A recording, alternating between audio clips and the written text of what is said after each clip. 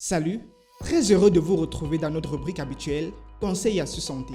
Avant de commencer, laissez-moi tout d'abord vous remercier car grâce à vous, nous avons dépassé la barre de 1000 vues sur notre chaîne YouTube.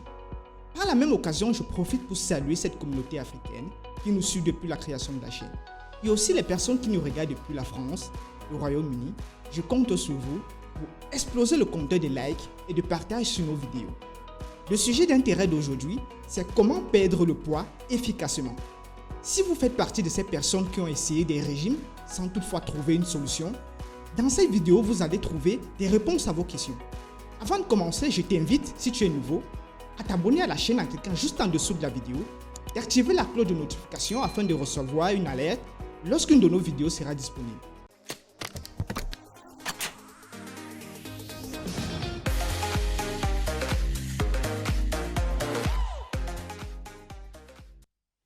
Il existe un paradoxe selon lequel les personnes qui veulent prendre du poids n'en prennent pas beaucoup ou pas du tout, tandis que d'autres qui veulent perdre du poids restent stables ou gagnent encore beaucoup plus de kilos.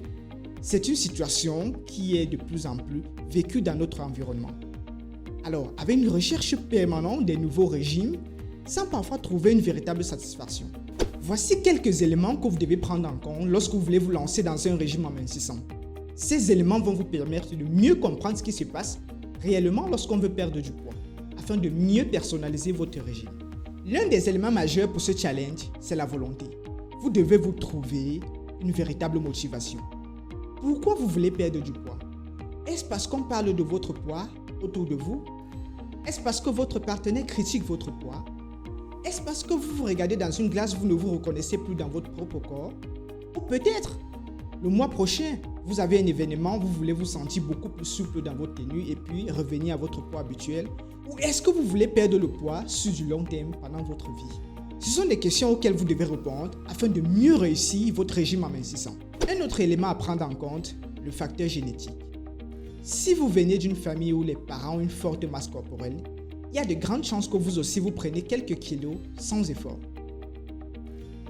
Qu'est-ce qui se passe lorsqu'on mange et qu'on atteint une limite, c'est-à-dire lorsqu'on est rassasié, on atteint la satiété? Il y a une hormone qui est produite au niveau de l'hypothalamus, qui est un organe situé dans la partie centrale du cerveau, qui permet de limiter la consommation de nourriture et de favoriser la dépense des calories. Dans certaines situations, il y a une mutation du gène qui rend l'un de ces récepteurs, les récepteurs MC4R, difficile à l'action de la leptine. Ça veut dire que chez certaines personnes, l'action de la leptine est limitée au niveau de ces récepteurs.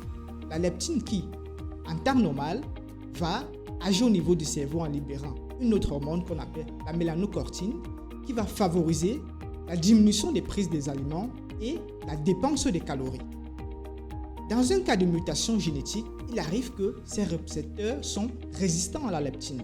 Voilà pourquoi vous allez constater que dans notre environnement, on retrouve des personnes qui prennent du poids de façon considérable. Un autre élément à prendre en compte, les régimes stricts. Il faut faire très attention car plusieurs personnes tombent dans ce piège. Ce n'est pas l'aliment qui fait grossir, c'est la manière de s'alimenter. Ça, il faut le savoir. Si vous cherchez un bouc émissaire, vous faites fausse route. Il y a certaines personnes qui éliminent de façon catégorique certains aliments dans leur régime alimentaire, le chocolat par exemple, le poisson, la viande, je dis n'importe quoi. Je ne mange pas la viande pendant 6 mois, je ne mange pas le mambo pendant 1 mois. Ça, c'est une erreur. Plus on s'interdit, plus on a les chances de craquer et de manger, prendre beaucoup plus de poids que ce qu'on a perdu. Et s'il faut créer plutôt un équilibre, ne pas trop manger et ne pas manger très peu. Trop manger en effet peut faire grossir, mais ne pas manger assez prive l'organisme de l'énergie. Le métabolisme va ralentir en brûlant les calories moins vite. Ce qui fait que lorsque vous allez recommencer l'alimentation, le corps va beaucoup plus stocker pour être à l'abri de la pénurie. Pour illustrer cette situation, prenons un cas concret de la vie. Si par exemple tous les matins vous utilisez 15 litres d'eau pour faire votre toilette, au moment où vous constatez la coupure, vous allez commencer à diminuer vos quantités d'eau, c'est-à-dire vous allez dépenser moins de quantité pour vous laver. Au lieu de 15 litres, vous allez utiliser 10 litres. C'est de cette même façon que le corps fait lorsqu'il y a une pénurie. Il limite de brûler les calories. Qu'est-ce qui va se passer lorsque l'eau va revenir chez vous? vous allez vous approvisionner, vous allez remplir toutes vos réserves pour être à l'abri de la pénurie. C'est de cette même façon que l'organisme aussi, lorsque vous allez recommencer à manger, va beaucoup plus stocker au niveau des tissus ses réserves sous forme de graisse. Voilà pourquoi vous allez prendre du poids. Les personnes qui souffrent de maladies de la thyroïde, l'hypothyroïdie, sont susceptibles de prendre beaucoup plus de poids qui devient difficile plus tard de perdre. Chez les femmes aussi, nous avons le syndrome des ovaires polykystiques qui est un déséquilibre hormonal qui entraîne une obésité progressive et réfractaire à certains régimes amincissants. Les personnes qui souffrent également d'une carence en vitamine D ont une forte chance à ne pas voir leur poids baisser malgré les régimes amincissants proposés. Le diabète non insulinodépendant aussi cohabite avec le surpoids. Le stress. Ici, nous avons deux situations.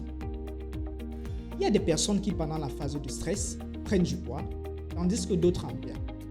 Mais notez que pendant la phase de stress, l'organisme sécrète certaines substances comme la noradrénaline, le cortisol, qui fait en sorte que certains éléments sont retenus dans l'organisme et ça favorise l'appétit chez certaines personnes, d'où la prise de poids pendant cette phase. Un autre élément à ne pas sous-estimer, la sédentarité. Plus vous restez assis sans bouger, plus il y a de chances que vous preniez du poids. Voilà pourquoi faire du sport aide l'organisme à brûler beaucoup plus de calories. Ça veut dire si vous prenez un régime amincissant et que tout le temps vous êtes assis, vous ne faites pas une activité physique régulière, il y a de fortes chances que ça se solde par un échec. En somme, quelques attitudes à adopter pendant votre phase de régime amincissant pour une réussite parfaite de votre challenge. Donnez-vous une réelle motivation, une motivation assez personnelle. Évitez de commencer un régime lorsque vous êtes dans une phase de stress ou bien lorsque vous prenez certains médicaments comme les corticoïdes ou des pilules contraceptives, ces éléments susceptibles de vous faire prendre du poids. Évitez d'être trop strict dans votre régime parce que, comme on l'a dit, plus vous vous privez, plus vous avez les chances de craquer et de prendre beaucoup plus de poids. Si vous êtes dans une phase de sevrage tabagique, évitez de faire un régime amincissant parce que dans cette phase, il y a une compensation de la nicotine par l'aliment. Évitez aussi de vous mettre trop de pression. Il ne faut pas monter sur la balance toutes les heures, tous les jours en essayant d'avoir un changement conséquent. Non, ça peut être un facteur pour vous décourager. Prenez quelques temps, laissez quelques temps au régime de faire effet et puis pesez-vous. C'est vrai que la balance est l'indicateur, mais parfois dans certaines situations, vous montez sur la balance, le poids n'a pas changé, mais lorsque vous portez votre vêtement, vous vous sentez un peu souple à l'intérieur. C'est aussi cette situation qu'il faut comprendre. C'est tout ce que j'avais réservé pour vous aujourd'hui. Merci d'avoir regardé la vidéo. Si tu as aimé, n'hésite pas à lâcher un pouce bleu pour nous encourager. Et si tu n'es pas encore abonné, cliquez juste en dessous de la vidéo, d'activer la cloche de notification afin de recevoir une alerte lorsqu'une prochaine de nos vidéos sera disponible. D'ici, je vous dis à très bientôt. Prenez soin de vous.